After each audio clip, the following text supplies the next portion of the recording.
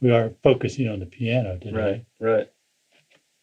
Well, okay. So I want my statement to just be about the piano. Okay.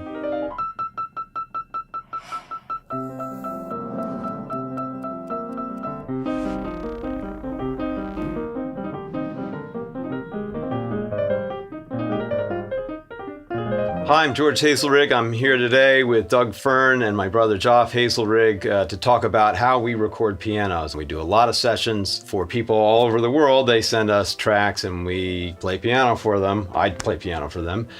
They ask us, why do your tracks sound so good?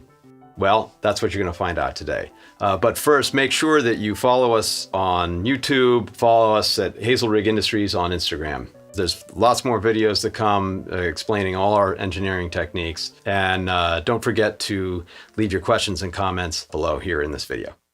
Today we're going to focus on recording grand piano. Recording an upright piano is a little bit different and possibly a little bit easier. Pianos are all different, and some of them have a strong treble, some of them have a strong tenor section, some of them have a lot of bass and not a lot of treble. So you really need to know your particular instrument.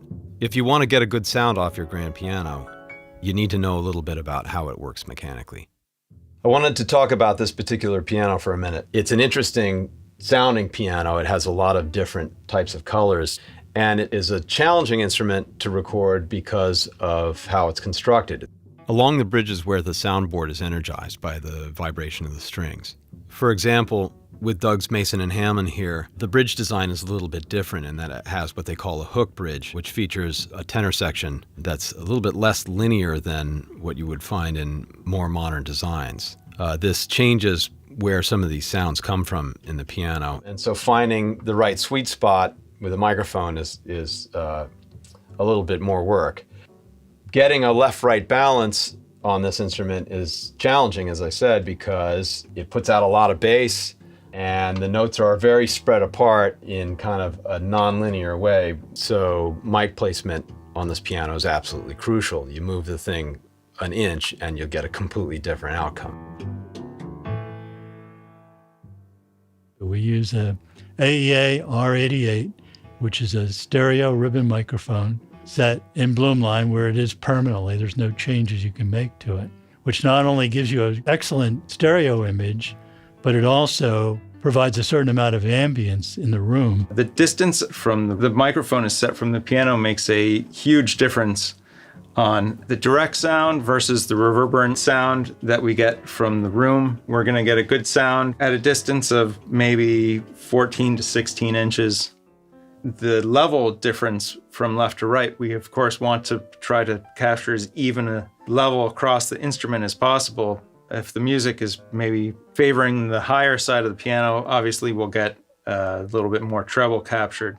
With this piano, it's got a lot of low end, and we're trying to balance it a little bit more to the treble side. I follow the bridge line here from the treble all the way down to the bass, and I'm trying to find a spot that's about halfway between the treble and the bass, maybe favoring the treble side a little bit, because generally the low end of the piano will project a little bit more, right around where the bent side in the rim is here.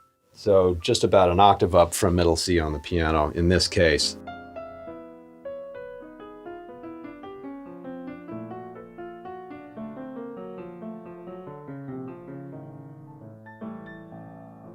The sounding board of the piano is really the resonant part of the piano. It's like a drum head or a top of a guitar. And the sound from the piano goes up and it goes down, and it does not project out, which is why normally in a concert situation, you use a piano with a lid that's open part way, which becomes a reflector to reflect out to the audience.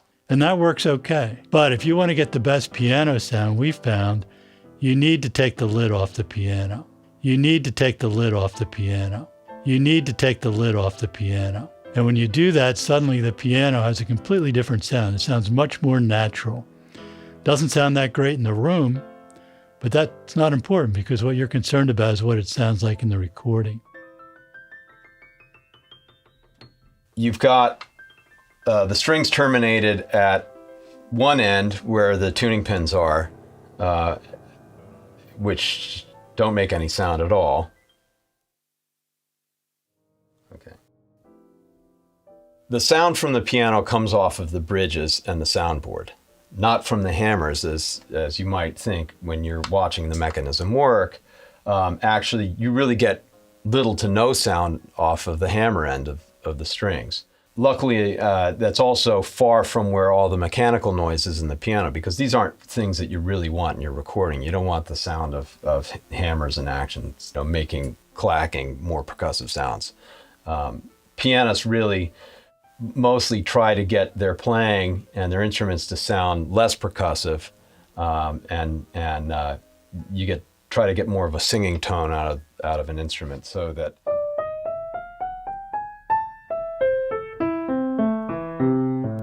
it's easier to carry a melody. If you're getting all percussive sounds, then that sort of undermines that objective. The miking technique that I think is most ineffective, that I see all the time with engineers, is the space pair on the hammer end. So you have a space pair right about here. The problem with that is the sound doesn't come from this end of the piano. The sound comes from the other end of the piano.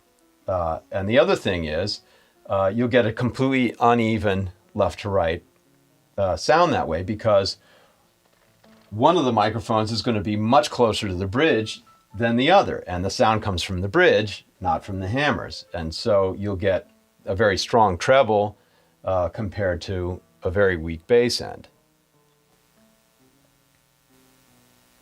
That's all I got to say about that. If you want the sound of the piano or any other thing you're recording to sound as good as it can possibly sound, of course you have to have a good microphone, but you also have to have a good microphone preamplifier, because if you lose it at that stage, you'll never get it back. All the things you hear today on this video and on all our videos and on the Hazelrigg recording are all done with DW Fearn microphone preamplifiers. The peak levels coming off of the piano can be extremely high. So you need a mic preamp that has the dynamic range to handle that. Some microphones, more than others, are very sensitive to the load impedance presented by the mic preamp. We design our mic preamps to optimize that feature so that what comes out of that microphone is captured exactly the way the instrument sounds. I don't want to get any more technical than that. No, that's good. So if you want to hear these techniques in action, a good way to hear it is on Hazelrigg Brothers' Songs We Like album. And that's our jazz trio. It's all recorded live, 3 instruments in the same room, no headphones. Check us out, Hazelrigg Brothers. Follow us on Facebook. Check out the record. And thanks for watching this video.